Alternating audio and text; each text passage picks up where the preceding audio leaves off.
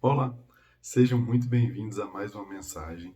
Seguimos com a série Trindade e hoje falaremos sobre Moisés, o nascimento de Moisés. Moisés é uma figura muito conhecida, mesmo para aqueles que não leem a Bíblia, mesmo para aqueles que não conhecem histórias bíblicas.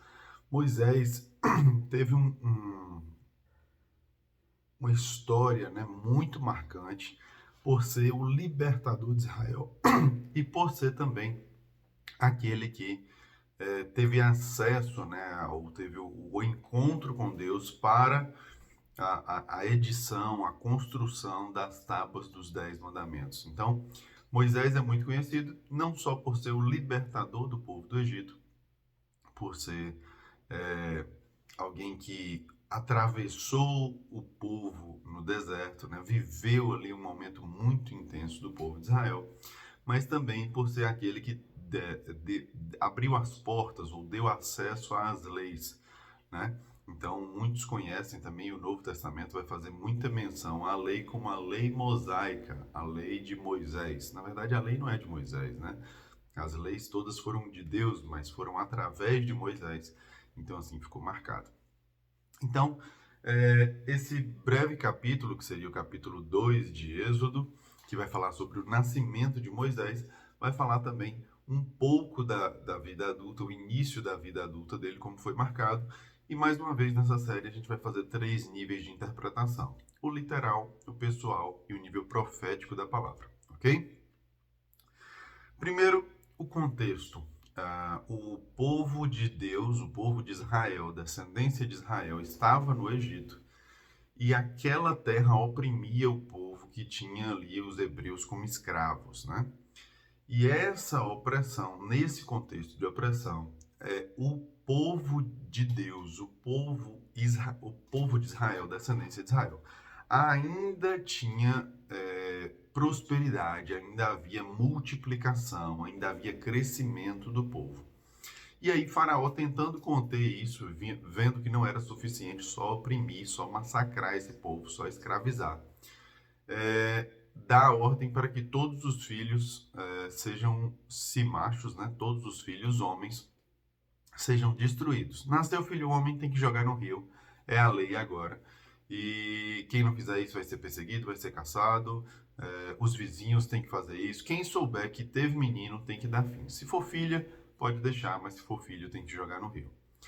E aí, a mãe de Moisés, quando tem ele, vendo que ele era formoso, a palavra diz isso, né? Percebendo a beleza dele, eu acredito que formoso vai além da beleza propriamente, mas da saúde, do vigor, tinha algo diferente no menino. Ela esconde ele por 3 meses, tá?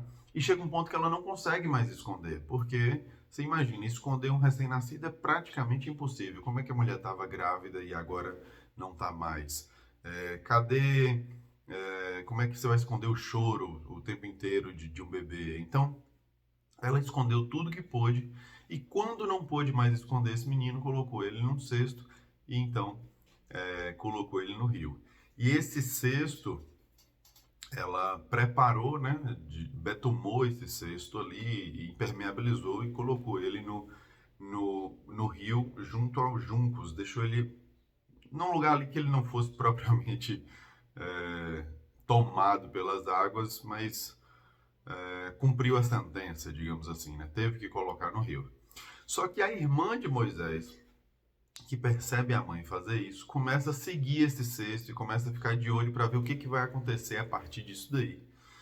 E a filha de Faraó vai se banhar no rio, acha o cesto, vê o menino chorando, se compadece dele. E a filha de Faraó, identificando que aquele é um menino hebreu, mas naquelas condições, ela tem compaixão por ele. E a irmã, percebendo compaixão na filha de Faraó, fala assim: Ei, você quer que eu chame alguém para cuidar desse menino para você? Que perspicácia, né? E a filha de Faraó, sim, vai chamar. Então, já que a filha de Faraó percebeu que aquilo é um menino dos hebreus, alguém se prontifica a chamar uma hebreia para poder cuidar dele, uma mulher do povo hebreu. Então, eu vou chamar uma babá para ele. Aí a menina corre e chama a própria mãe. Ou seja, a irmã consegue fazer com que a mãe seja contratada como babá para cuidar daquele bebê. E a filha de Faraó, né, garante um salário para aqueles cuidados. E quando Moisés, à medida que Moisés vai crescendo, ele volta para o Egito e vai ser criado ali como filho, como neto de Faraó, ok? E mais adiante, a gente tem que ele vive um conflito, claramente um conflito, porque apesar dele viver no Egito, apesar dele ter livre acesso e poder desfrutar do melhor do Egito, como se ele fosse descendente do povo do Egito, ele percebe a opressão que acontece sobre os hebreus, sobre o povo de Israel, e isso o atormenta demais. De tal forma que tem um episódio aqui que ele vê um egípcio subjugando, um egípcio maltratando um hebreu, e ele vai e mata esse egípcio. E no dia seguinte, ele tentando defender ali hebreus que discutiam entre si, alguém vira para ele e fala assim: quem foi que te colocou como juiz sobre nós? Quem você pensa que é para poder ficar defendendo nossa causa assim do jeito que você quer? Por acaso você vai matar a gente como você matou o cara ontem? E aí ele fica desesperado, porque ele acha que ninguém tinha visto, enfim. Ele começa a se sentir acusado e ele desespera e foge. E Faraó até busca matá-lo, né? Deseja pegar ele por conta disso. Mas ele foge antes. E para essa terra onde ele foge, ele vai. De novo, parece que a natureza dele é se meter em confusão. Ele vê num poço uma mulher sendo. Mulheres, né? As filhas do sacerdote ali de Midian estavam dando de beber água aos animais, pegando água no poço, e os pastores chegaram tangendo ela. E ele foi para cima também para poder defender essas mulheres e deu de beber aos animais. E isso acabou abrindo uma porta para ele ser acolhido na casa de um homem que veio a ser seu sogro, te deu Zípora por esposa e por aí vai. Mas o que a gente pode extrair dessas histórias? O que a gente pode entender já nesse nível literal da palavra? Que, de maneira surpreendente, condições que são impostas, às vezes ou quase sempre, essas imposições direcionam para um chamado, direcionam para um propósito. Se não fosse determinado que os filhos homens fossem lançados nos rios, Moisés não teria esse acesso ao palácio, não teria esse acesso à casa de Faraó como se fosse um herdeiro, né? Ele não seria adotado pela filha de Faraó. Mas nessa condição conflituosa, perceba que ter alguém que tem visão como a irmã dele pode tornar mais confortável o período de processo, porque ainda que ele fosse mantido vivo, ser mantido longe da mãe era terrível. Então alguns contextos que parecem absurdamente contraditórios, na verdade vão nos impulsionar para algo ainda melhor. Quer dizer, essa mãe seguiu sendo mãe dele, mas agora recebendo um salário para isso, como se estivesse trabalhando para alguém, percebe? E a maneira que a história desenvolve vai mostrando que há uma personalidade em Moisés que justifica toda essa história. Ou seja, ele de fato tem que ser nutrido como um egípcio, ele de fato tem que ter o estudo, tem que ter a palavra, tem que ter o conhecimento, tem que ter a autoridade, tem que ter o livre acesso como um egípcio, mas apenas a título de treinamento, porque ele é naturalmente um hebreu. E aí ele ganha força, ele ganha munição para lutar em favor de seu povo, exatamente por esse período de treinamento, por essa porta aberta, por esse acesso que vai capacitar ele para muitas outras coisas lá na frente, ok? Quando a gente vai para o nível pessoal de interpretação desse texto, eu começo a me colocar no lugar dos personagens. Será que eu tenho sido tão ousado quanto os pais ou quanto a mãe de Moisés a ponto de esconder aquele projeto que Deus me confia? Porque algumas coisas Deus entrega e permite que a gente abra, mas há algumas coisas específicas que se a gente abrir antes da hora é morto. Então, num período onde filhos estão sendo caçados, se eu for festejar o meu filho ou ficar com ele nos braços à porta da casa, eu estou destruindo meu filho. O sonho é um filho gerado em nós, né, por Deus. Então eu não posso estar expondo numa época que sonhos são caçados, né, que é terrível, é pavoroso você ter metas bem definidas e por aí vai. Então, será que eu tenho sabido, tenho tido discernimento para guardar um período aquilo que é de Deus? Será que eu tenho tido resiliência? Será que eu tenho tido. Será que eu tenho lutado contra mim mesmo a ponto de, no tempo determinado, soltar algumas coisas? Porque imagina o desespero que não era para essa mãe abrir mão do seu próprio filho, mas chegou um ponto que ela manter o seu filho ali também era destruir ele. Então ela tem que deixar ir para que haja alguma possibilidade, ainda que remota, dele ser salvo. Mas ali, mantendo ele dentro da casa, ela ia acabar destruindo o filho de qualquer sorte, porque se descobre, ele seria assassinado. Então ela fala assim, já que eu vou ter que soltar e ele já tem uma mínima condição de ir aqui, eu vou amparar ele para essa viagem de alguma forma, e aí prepara um cesto e coloca ali no rio.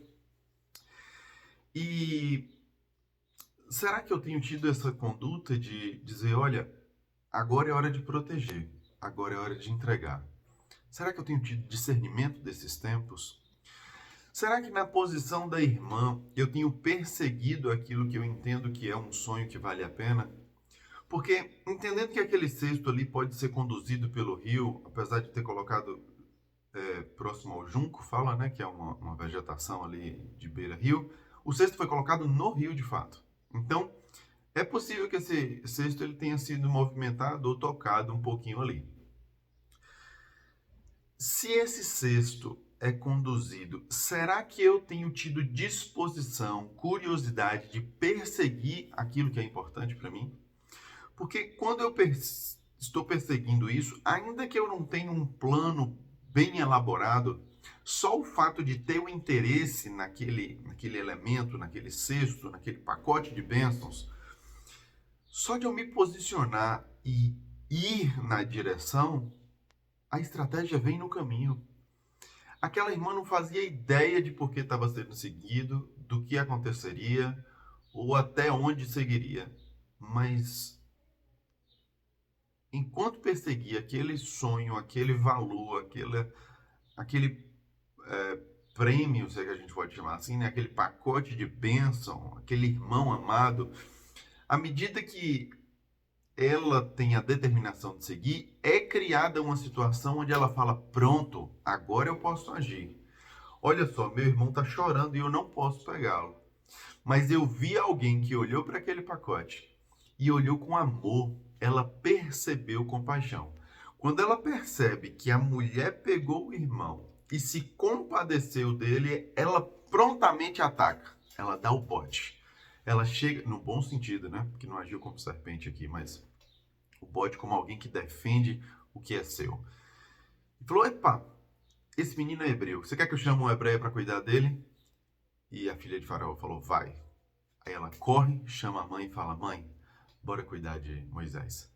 Vem cuidar do meu irmão, mãe. No caminho eu te explico. Eu fico imaginando, né? Ela não sentou para tomar um café em casa. Ela falou: mãe, corre! Aconteceu uma coisa muito louca. Bora, eu te conto no caminho.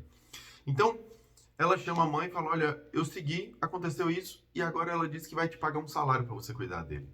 E aí imagina essa mãe que ainda estava em prantos, em luto, correndo na direção de uma coisa sem entender direito o que está acontecendo, e a alegria de ir ao encontro do filho e sem poder expressar isso lá no momento. Ela vai ter que chegar com uma babá contratada. Então, deve ter exigido um pouco de encenação de todo mundo envolvido ali, né? Mas será que nesse segundo momento eu também tenho sabido me portar como a mãe? Porque a mãe vivia um luto ali nesse momento, e aí a gente tem sabido enxugar as lágrimas e reposicionar quando fala: epa, não, o que você achou que tinha perdido está aqui agora. Se posicione e assuma, sabe? Será que eu tenho visto isso e modelado isso? Será que eu tenho olhado para isso e aplicado na minha vida? Será que aquelas coisas que me fizeram chorar, que me fizeram tanta falta, será que quando volta para as minhas mãos eu tenho condição de me recompor e assumir e tomar conta disso de forma devida e assumir com excelência esse papel? Ou eu vou ficar desesperado com amanhã ou ainda chorando ontem? Entende? Então, olha como é preciosa e como é rica a palavra quando a gente começa a fazer essa leitura não apenas literal, mas pessoal, no nível da alma, quando eu me coloco no lugar dos personagens e me avalio, é, bem como ou diante da conduta deles, ok? Como filha de Faraó, entende? Filha de Faraó era a princesa da época, tá? Era filha do cara mais rico na terra mais rica, na casa mais rica, a mais privilegiada. Será que na condição de privilegiado, será que na condição de príncipe, de filho do rei, eu tenho tido compaixão? Será que eu tenho adotado filhos? Porque é de extrema importância que a gente entenda que toda a Bíblia vai falar de adoção o tempo inteiro. Porque nós somos filhos de Deus por adoção. Deus só tem um único filho e nunca teve outro além de Cristo. Porém, desde o sacrifício na cruz, Cristo deixou de ser o unigênito, ou seja, o único gerado, para ser o primogênito, o primeiro gerado. Contudo, sendo Cristo o primeiro de muitos, ele continua sendo filho total, puro sangue, e nós somos meio sangue, filhos por adoção. Reconhecemos Deus como Pai e então somos filhos. Então, percebe que há um caráter, uma conduta preciosa nessa atitude da filha de Faraó, compaixão e acolhimento. Olha, eu me compadeço desse bebê que chora e tomo ele para mim. Eu não tenho como cuidar dele agora, mas eu tomo a responsabilidade e eu vou bancar alguém para cuidar, já que eu não consigo amamentar, já que talvez eu nem saiba cuidar de uma criança, mas eu tenho condições de pagar alguém que sabe. Percebe a ideia do recurso? Às vezes eu não tenho dinheiro, mas eu tenho disposição para servir. Às vezes eu não tenho conhecimento para servir, mas eu tenho como bancar alguém que tem conhecimento para servir. Então, quando a gente vai trabalhar em algo, a gente tem diversas formas de atuar ativamente em determinada direção. Seja com serviço, seja com recurso, seja com a ideia, seja com, enfim, treinamentos, capacitação, com a palavra, com a oração. Existem muitas formas de eu ser ativo em alguma direção. Será que eu tenho acionado aquele que está à minha disposição? Quando Moisés cresce, ele começa a defender a causa de seu povo. Será que eu tenho tido essa nobreza de identificar a opressão do outro e me revoltar com aquilo? Mas será que diante dessa revolta eu tenho sabido me portar e conter as minhas emoções? Ou eu tenho sido explosivo e muitas vezes até sem limites, como Moisés foi, a ponto de tirar a vida de um egípcio? Porque eu não concordar com a opressão e eu defender o oprimido é uma coisa, mas eu assassinar o opressor me torna pior do que ele, porque ele oprimia, mas eu tirei a vida. Percebe? Então, será que eu tenho tido esse senso crítico de até que ponto eu posso agir em favor de? Até que ponto eu estou construindo e não destruindo ainda mais? Então, que a gente possa fazer essa análise. E na questão do poço, ele também vai defender ali as mulheres, mas aí pelo menos ele já não mata mais ninguém. A discussão dele já é mais branda. E ele não só defende as filhas do sacerdote de Midian diante dos pastores que a expulsavam do poço, como diz que ele também dá de beber aos animais. Então é muito bonito o cara bater no peito e falar: epa, quem vocês pensam que são para fazer isso com elas? Sai daqui! Pronto, mulheres, pode servir as águas agora, dar de beber aos animais. Não, se ele quer servir, ele não vai servir só em defesa, ele vai servir também com trabalho. Então, há sim uma defesa, há sim uma atitude de postura, de posicionamento, mas há também uma atitude de serviço. Então ele não fica ali só na fala de defesa, mas ele fica na atitude da provisão. Isso é muito forte. Então ele bota o braço dele para trabalhar e ele vai servir água para os animais. E isso abre portas para ele, de tal forma que ele é acolhido na casa do que viria a ser seu sogro. E ali, inclusive, ele encontra sua esposa e constrói sua descendência. E o capítulo mostra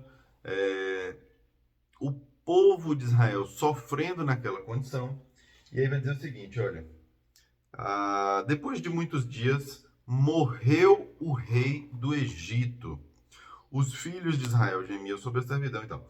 Ou seja, o rei do Egito, o faraó da época aqui, aquele faraó que buscava, aquele faraó que deu ordem para morrer os primogênitos, para morrer todos os homens, filhos de Hebreu, aquele faraó que já estava caçando Moisés para matar, porque Moisés matou um egípcio, aquele faraó, pai da filha que adotou Faraó, que podia ser aqui funcionar como pai ou como avô de Moisés adotivo. Esse faraó morreu.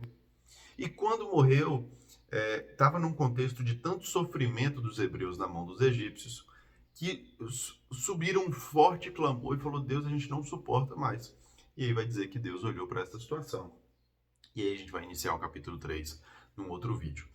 Mas percebe o quanto eu posso me colocar em cada um desses personagens e me avaliar e fazer uma análise da minha conduta de forma positiva ou negativa, confrontando com cada um desses personagens e trazendo essas situações como situações figurativas para encaixe do nosso dia a dia.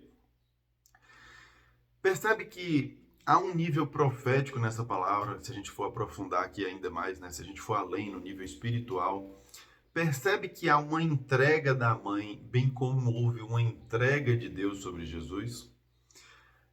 Tem um louvor que está muito famoso, muito estouradinho ali, que é um louvor do fogo, que o povo fala assim, ô Joquebede, Moisés não vai morrer, eu posso ouvir o choro do bebê, ô Joquebede, Moisés não vai morrer, eu posso ouvir o choro do bebê. Joquebede é o nome da mãe. Então fala assim, olha a mãe de Moisés, calma, o seu filho não vai morrer. Eu ainda posso ouvir, ele chora, olha. É como se Deus dissesse pra gente assim, olha, o seu sonho, ele não vai acabar. Olha, esse sonho que você teve que abrir mão por um momento é passageiro. Eu só quero que você me entregue. Eu só quero saber se você realmente está disposto a me entregar. Percebe que é semelhante ao sacrifício de Abraão e Isaac? Olha, você está disposto a me entregar o filho que eu te dei? Olha, você cuidou por 3 meses. E aqui de novo, trindade, né? 3 meses. Eu não posso achar que tudo isso é hipotético ou figurativo ou números aleatórios. É impressionante o quanto o 3 é reafirmado, repetido em toda a história. Então ela cuida por 3 meses e então ela entrega o filho. O que a mãe ou o pai sente ao entregar o filho? Dor, tristeza, sofrimento, mas é uma necessidade. É como se você, se ficar, morre, se entregar, morre também, mas tem alguma chance entregando, então eu vou entregar. Se a única chance é essa, eu vou fazer isso. Então, há um nível profético, porque essa entrega de Moisés ao rio, bem como Abraão colocou a Isaac no ponto do sacrifício, aponta para a vinda de Cristo. É Deus dizendo assim, olha, eu vou entregar e ele está... será conduzido pelas águas, né? O Espírito de Deus vai conduzir e vai levar essa entrega do Filho para que esse Filho seja um libertador. Olha isso, Deus do céu. Aquele Filho que foi entregue, o Cristo, entregue na cruz, entregue no cesto, no junco, né? A madeirinha trançada ali. Junco é uma vegetaçãozinha de beira de rio, e aí faz aqueles cestos de junco, aquele trançadinho. Então, ele foi colocado no madeiro, né, o Cristo. E aquele bebê foi colocado num cesto de madeira, de planta seca ali, né, um cestinho. Então, guardadas as devidas proporções, o Cristo foi colocado no madeiro, o menino foi colocado no cesto, e esse menino foi colocado ali para que um povo fosse liberto através dessa entrega. Quando a filha de Faraó olha e pega aquele menino, a gente começa a entender a ideia de adoção e a importância da gente adotar filhos, a importância de compreendermos que nós somos filhos adotivos de Deus. E aí, quando somos adotados por Deus, a gente tem privilégios tal qual se fôssemos filho mesmo. Então Moisés, ele vai aprender, ele vai crescer, ele vai ser nutrido, ele vai vestir tal qual o povo do Egito, porque a provisão vem de Faraó, o pai ou o avô postiço dele. Então, essa adoção nos capacita para, ainda que eu seja do povo hebreu, ainda que eu seja pobre, humano, pecador, quando Deus me adota, Ele me patrocina. Gente, isso é muito forte. O mesmo Faraó que faz a figura do inimigo e que oprime o povo de Israel, espiritualmente eu consigo ver as duas mensagens. Tanto ele é esse opressor que direciona todo o ataque ao povo de Israel, como ele pode ser semelhante à figura divina sobre nós. Nós, enquanto Moiséses, né, se é que a gente pode falar assim, somos libertadores desse tempo. Nós proferimos a palavra, nós entregamos a mensagem de Cristo, nós somos servos desse Deus. E adotados por esse Deus, pela figura de Faraó aqui, nós temos patrocínio para lutar contra esse tempo e contra essa opressão, né? E aqui fica bagunçado quando a gente vê no nível espiritual, porque ele está sendo nutrido para poder destruir o próprio Faraó, para poder libertar o próprio povo de Faraó. Então, Moisés está na casa de Faraó, recebendo recursos de Faraó, sendo ensinado por Faraó, de modo que ele tenha um construto ah, e uma capacitação, um treino para um dia ele tirar todo o povo da opressão de Faraó. Então, Deus vai nos patrocinar nesse mundo e vai permitir que a gente ganhe recursos desse mundo e aprenda com esse mundo e desfrute de benefícios desse mundo, de maneira que a gente acabe usando esses recursos desse mundo, esses recursos limitados e passageiros, mas tão desejados. Deus permite que tenhamos acesso a isso, para que então a gente cresça nesse mundo em autoridade e liberte o povo. Só que isso a gente vai ver mais lá na frente sobre o libertar, sobre o deserto e sobre as fases que ainda hão de vir. E aí a gente, como eu falei, a gente vai começar a resumir um pouco aqui para a gente explorar mais da Bíblia. Eu quero pular para tantas outras histórias que não se resumem a Gênesis, a Êxodo, mas toda a Bíblia fala numa linguagem trina, na linguagem de trindade, corpo, alma e espírito, água no tornozelo, água na cintura e mergulhado. Deus Pai, Deus Filho, Deus Espírito Santo. Há uma evolução, há uma imersão nessa trindade, onde a gente vai cada vez mais a fundo e consegue compreender com ainda mais precisão a preciosidade da palavra, ok? Se você assistiu até aqui, compartilhe. Se ainda não é inscrito, se inscreva. Curta essa mensagem, impulsione ela, leve ela adiante. É importante que as pessoas criem o hábito da leitura bíblica. E não apenas o hábito da leitura, mas o hábito da oração. Deus me faz entender, Deus abra meus olhos e ouvidos espirituais. Deus me dê discernimento e capacitação para a compreensão dessa palavra. E hoje eu gostaria de fazer diferente. Eu quero fazer uma oração para você que está assistindo e pela sua família. A gente está caminhando para o fim do ano. Eu não sei quando você vai assistir essa mensagem, mas hoje é dia 29, hoje é dia 30. Dia 30 de dezembro de 2022. Então a gente está no finzinho do ano. Amanhã é o último dia desse ano. E tantas coisas estão para acontecer em nossa vida. Tantas coisas estão na iminência de transformar e muitas vezes a gente não tem consciência. E Deus está dizendo assim, olha, sabe esse bebê que você tanto quer guardar e que você amou como nada, você amou como nunca, esse bebê que você amou tanto e não tem nada que se compara a esse sentimento, coloca ele no cesto e solta no rio, sabe? Solta no rio que eu vou te surpreender. Deus está dizendo aquilo que você tem mais apego, aquilo que você mais gosta, aquilo que você jamais queria abrir mão. Entrega para mim. Entrega para mim para você ver eu multiplicar.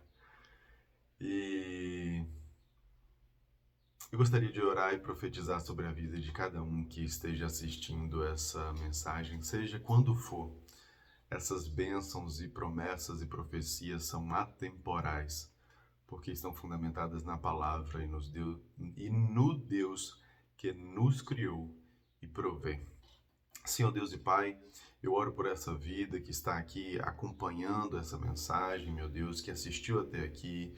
Oro por tantas vidas que serão alcançadas, meu Deus, por esse vídeo.